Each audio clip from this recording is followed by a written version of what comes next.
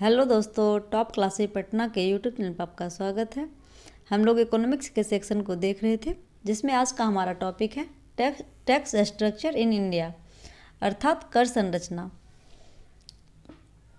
तो चलिए पहला क्वेश्चन देखते हैं। आज का हमारा पहला क्वेश्चन है, निम्न कथनों पर विचार करें। कथन दिया गया, प्रगतिशील कर प्रणाली में आय की दर बढ़ने के साथ साथ कर की दर बढ़ती जाती है। दूसरा कथन है, प्रतिगामी कर प्रणाली में एक सीमा तक आय बढ़ने से कर प्रतिशत में वृद्धि होती है तथा उसके बाद आय बढ़ने पर भी कर की दर समान नहीं रहती है। और अगला कथन है, अधोगामी कर प्रणाली में आय बढ़ने के साथ साथ कर प्रतिशत में कमी आने लगती है।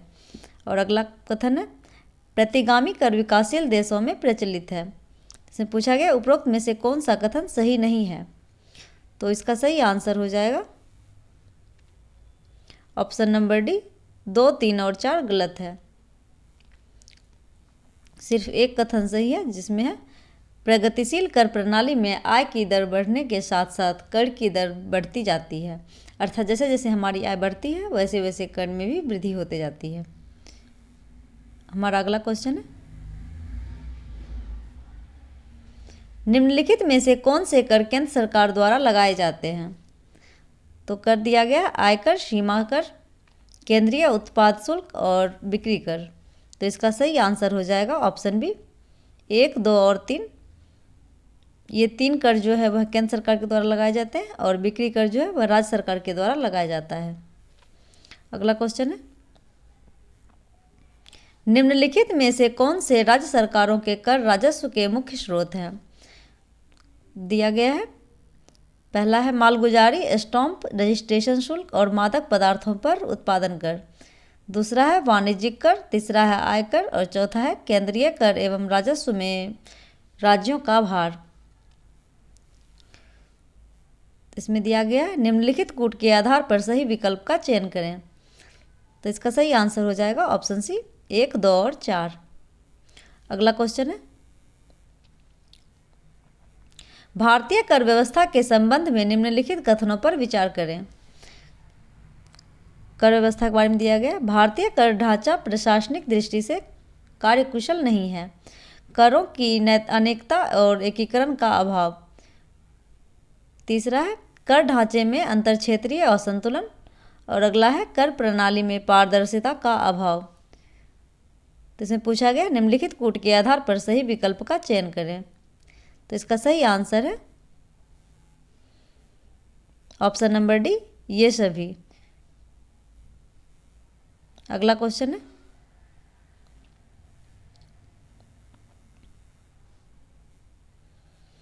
निम्नलिखित में बिक्री कर व्यवस्था में बुनियादी समस्याएं हैं। तो समस्या दिया गया है, पहला है दरों को विविधता तथा विभिन्न रियायतों के कारण बिक्री कर प्रणाली में पारदर्शिता का अभाव होना। दूसरा कथन है विभिन्न राज्यों में बिक्री कर की दरों का अलग अलग होना। और तीसरा कथन है बिक्री कर का आधार संकुचित होना। और चौथा है बिक्री कर में कर चोरी की संभावना का अधिक होना। इसे पूछा गया, निम्नलिखित कूट के आधार पर सही विकल्प का चयन करें। तो इसका सही आंसर हो जाएगा ऑप्शन डी, ये सभी।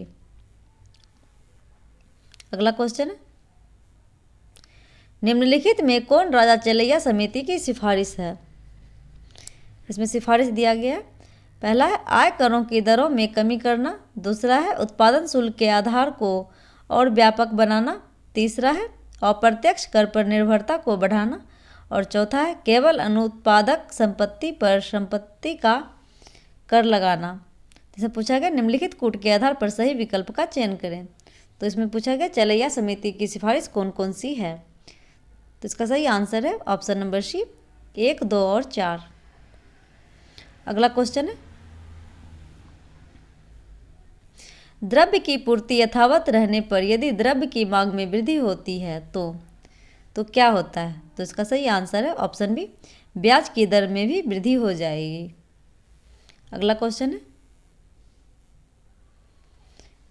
भारत जैसे अल्पविकसित देशों में परोक्ष कर वृद्धि की तुलना में प्रत्यक्ष कर वृद्धि को तरजीह दी जाती है, क्योंकि। तो इसका आंसर है 8 का ऑप्शन सी, क्योंकि प्रत्यक्ष करों का बोझ अपेक्षाकृत संपन्न वर्ग को सहन करना पड़ता है, जबकि परोक्ष कर का बोझ सामान्य नागरिक पर पड़ता है। जैसे प्रत्यक्ष कर आयकर है वह जिस व्यक्ति पर लगाया जाता है उसी को देना पड़ता है, और जबकि परोक्ष कर वह कर होता है अप्रत्यक्ष रूप से, जैसे बिक्री कर है, जैसे कि हम कोई भी सामान जैसे बिस्किट ही खरीदेंगे तो उसमें अमीर गरीब उतना ही रुपये में खरीदेंगे तो सभी का टैक्स उतना ही लगेगा, तो उसे परोक्ष कर कहते हैं या फिर अप्रत्यक्ष कर। अगला क्वेश्चन है, निम्न में किन्हें भारत में प्रत्यक्ष कर संवर्ग में सम्मिलित किया गया है?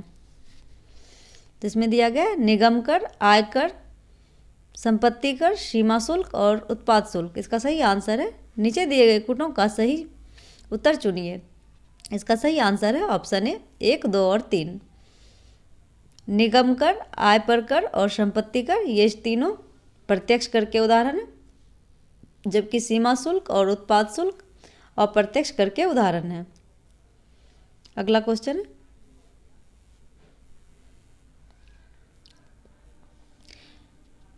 एमओडी वीएटी का तात्पर्य है, अर्थात मोडवेट का तात्पर्य है, तो इसका सही आंसर है ऑप्शन सी, उत्पादन शुल्क प्रत्येक स्तर पर लगाने की व्यवस्था।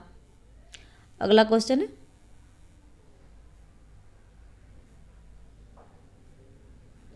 निम्नलिखित में से कौन सा एक भारत में केंद्रीय सरकार के कर राजस्व का स्रोत नहीं है? तो इसका सही आंसर है ऑप्शन डी, मोटरयान कर। मोटरयान कर केंद्रीय सरकार के राजस्व का स्रोत नहीं है, जबकि आयकर, सीमा शुल्क और सेवा कर केंद्र सरकार के आय का स्रोत है। अगला क्वेश्चन है, भारत में निगम कर किसी कंपनी की आय पर लगाया जाता है, निम्नलिखित में से कौन सी मद में निगम कर शामिल नहीं है? तो इसका सही आंसर है ऑप्शन डी, परिसंपत्तियों की विक्रय प्राप्ति। अगला क्वेश्चन है,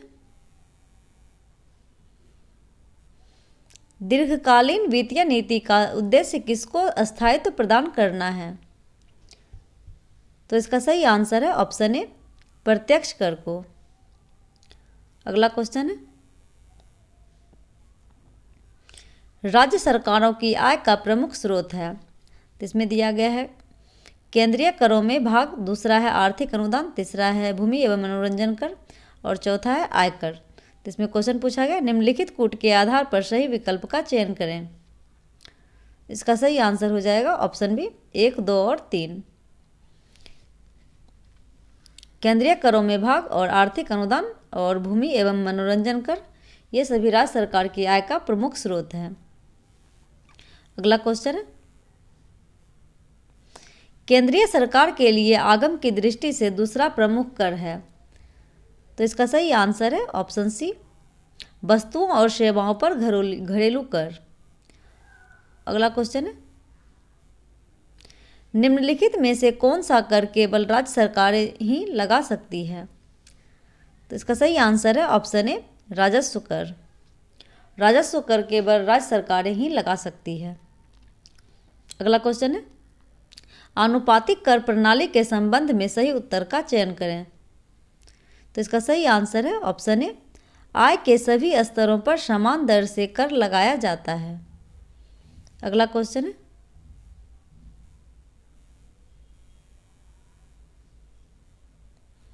निम्नलिखित में से कौन सा एक प्रगामी कर संरचना को निरूपित करता है? सही आंसर है ऑप्शन सी, कर दर आय में बढ़ोतरी के साथ साथ घटती जाती है। अगला क्वेश्चन है, निम्नलिखित कथनों पर विचार कीजिए। पहला कथन है, वस्तु एवं सेवा कर जो कि केलकर टास्क फोर्स द्वारा अनुशंसित किया गया है एक प्रत्यक्ष कर है। दूसरा कथन है, उपकर एक अस्थायी कर है जो किसी विशेष लक्ष्य को पाने के लिए लगाया जाता है और केवल प्रत्यक्ष कर पर ही लगाया जा सकता है। इसमें पूछा गया उपरोक्त कथनों में से कौन सा कथन सही है? तो इसका सही आंसर हो जाएगा ऑप्शन नंबर डी, ना तो एक ना ही दो। अगला क्वेश्चन है, विक्रय कर जिसका भुगतान आप कोई टूथपेस्ट टूथपेस्ट खरीदते समय करते हैं, निम्नलिखित में से किस प्रकार का कर है? तो इसका सही आंसर है ऑप्शन डी, राज्य सरकार द्वारा आरोपित एवं संग्रहित कर। अगला क्वेश्चन है, आय कर के लगाने, उद्ग्रहण करने और वितरण करने के संबंध में निम्नलिखित कथनों में से कौन सा एक सही है? इसका सही आंसर है ऑप्शन ए, संघ कर लगाता है, उद्ग्रहण करता है और कर प्राप्तियों का स्वयं और राज्यों के बीच वितरण करता है। अगला क्वेश्चन है, निम्नलिखित में से कौन सा एक सही सुमेलित है?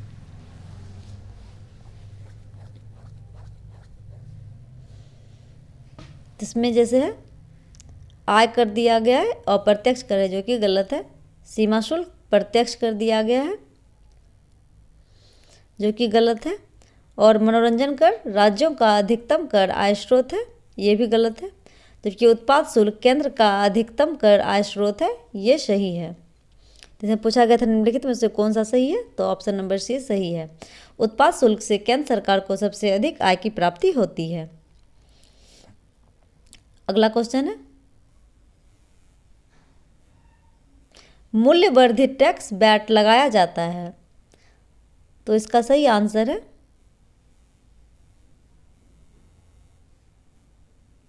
ऑप्शन नंबर डी, उत्पादन के अंतिम बिक्री पर प्रत्येक स्तर पर। वैट जो है वह उत्पादन के अंतिम बिक्री पर लगाया जाता है। अगला क्वेश्चन है, निम्नलिखित कथनों में से भारत में आयकर के संबंध में कौन सा कथन सत्य है?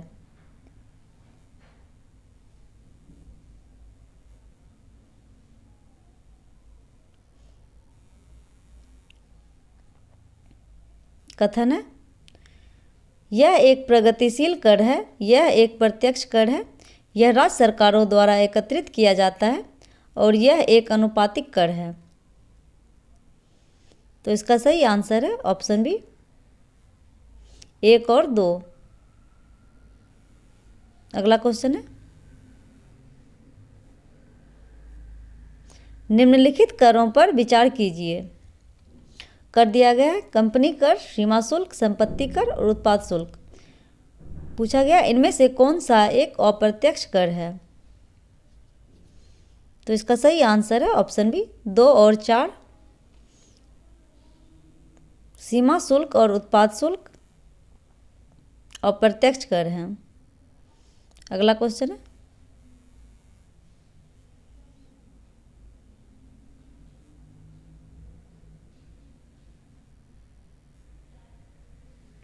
निम्नलिखित कथनों पर विचार कीजिए। कथन है, अनुषंगी लाभ कर, ब्याज कर और प्रतिभूति लेन देन कर। उपरोक्त कथनों में से कौन सा प्रत्यक्ष कर है?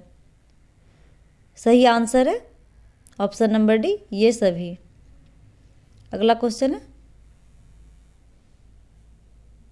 निम्नलिखित करों में से राज्य सरकारों द्वारा कौन सा कर नहीं लगाया जाता है? सही आंसर है ऑप्शन नंबर डी, निगम कर, कॉरपोरेशन टैक्स। अगला क्वेश्चन है, करों और सरकारी कामकाज के निर्वाह में हुई अन्य प्राप्तियों से सजीय सरकार को प्राप्त हुआ समूचा राजस्व जमा होता है। इसका सही आंसर है ऑप्शन सी, भारत में संचित निधि में। अगला क्वेश्चन है, निम्न में से किस एक के संदर्भ में कर सूचना नेटवर्क की स्थापना की गई? इसका सही आंसर है ऑप्शन ए, आयकर के लिए। अगला क्वेश्चन है, निम्नलिखित में से कौन सी मूल्य आधारित कर वैल्यू एडेड टैक्स की विशेषता नहीं है? तो इसका सही आंसर है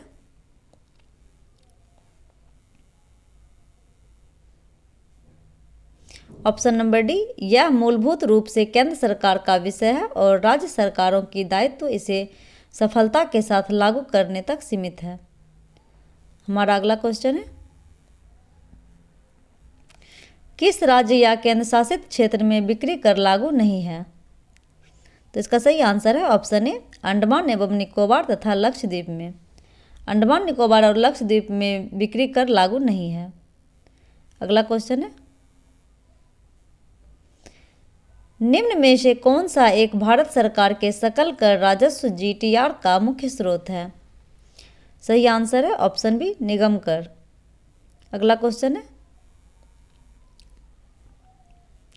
निम्न में कौन सा कथन सत्य है?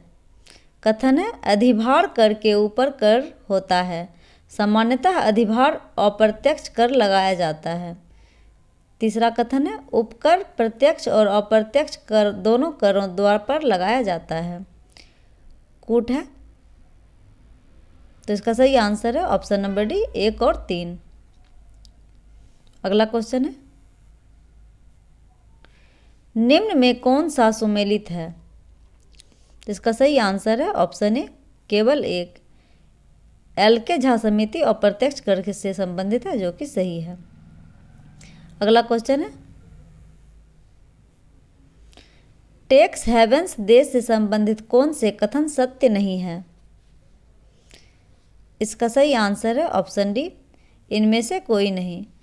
टैक्स हेवन्स देश से संबंधित इसमें से कोई भी कथन सही नहीं है। अगला क्वेश्चन है, निम्न में कौन से कथन सत्य है? तो कथन है कर अपवंचन आय या निवेश के संबंध में गलत सूचना देने से संबंधित है। अगला कथन है कर विवर्तन के अनुसार कर का वास्तविक भार उस व्यक्ति पर पड़ता है जिस पर कर लगाया जाता है।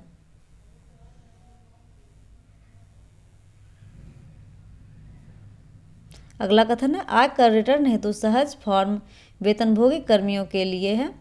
और डी नंबर है पुराना सरल फॉर्म ने अब सहज फॉर्म का रूप ले लिया है।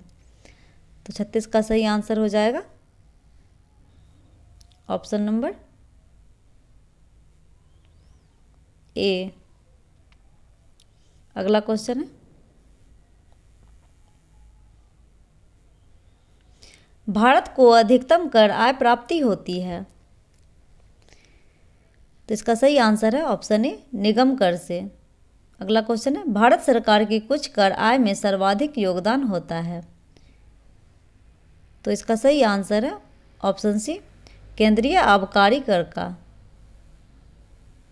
अगला क्वेश्चन है, संघीय बजट को अधिकतम आय प्राप्त होती है।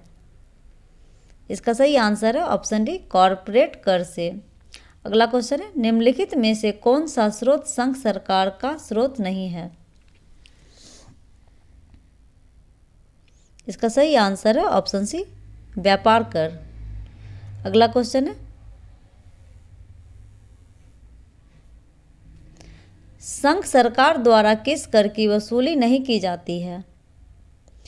सही आंसर है ऑप्शन बी कृषि भूमि पर आयकर। अगला क्वेश्चन है, भारत में किसने आमदनी पर कर की शुरुआत की थी? इसका सही आंसर है ऑप्शन सी जेम्स विल्सन ने। जेम्स विल्सन ने आमदनी पर कर की शुरुआत की थी भारत में। अगला क्वेश्चन है, संघ सरकार के कर राजस्व में सबसे महत्वपूर्ण स्रोत है। सही आंसर है ऑप्शन सी निगम कर। अगला क्वेश्चन है, निम्नलिखित में से कौन सा कर भारत सरकार द्वारा नहीं लगाया जाता है? सही आंसर है ऑप्शन डी मार्ग कर। अगला क्वेश्चन है, निम्नलिखित में से कौन सा समूह केंद्रीय कर से संबंधित है? सही आंसर है ऑप्शन बी उत्पाद शुल्क, सीमा शुल्क तथा आयकर। अगला क्वेश्चन है, भारत में कृषि आयकर लगाया जा सकता है। सही आंसर है ऑप्शन ए राज्य सरकारों द्वारा। अगला क्वेश्चन है, निम्नलिखित में से कौन सा अप्रत्यक्ष कर है?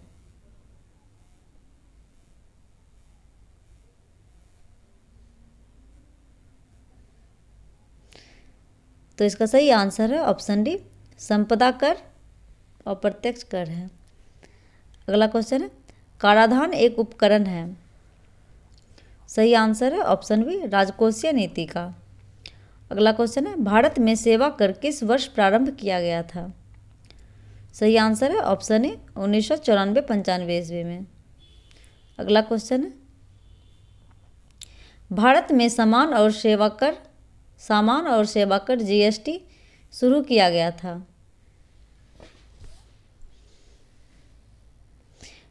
इसका सही आंसर है, यहाँ 4 की जगह पे 1 जुलाई हो जाएगा। 1 जुलाई 2017 को भारत में जीएसटी शुरू किया गया था, अर्थात इसका आंसर हो जाएगा ऑप्शन नंबर बी। अगला क्वेश्चन है, सामान और सेवा कर जीएसटी लागू करने वाला पहला देश कौन था? इसका सही आंसर है ऑप्शन बी, फ्रांस। अगला क्वेश्चन है,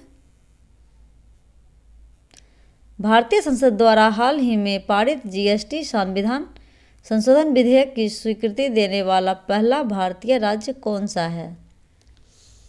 सही आंसर है ऑप्शन सी, असम। अगला क्वेश्चन है, 1 जुलाई 2017 को भारत में जीएसटी का औपचारिक शुभारंभ हुआ था, तो इसका सही आंसर है ऑप्शन ए, संसद भवन से। तो दोस्तों आज हम लोगों ने टैक्स स्ट्रक्चर इन इंडिया से संबंधित सभी क्वेश्चन को कवर किया।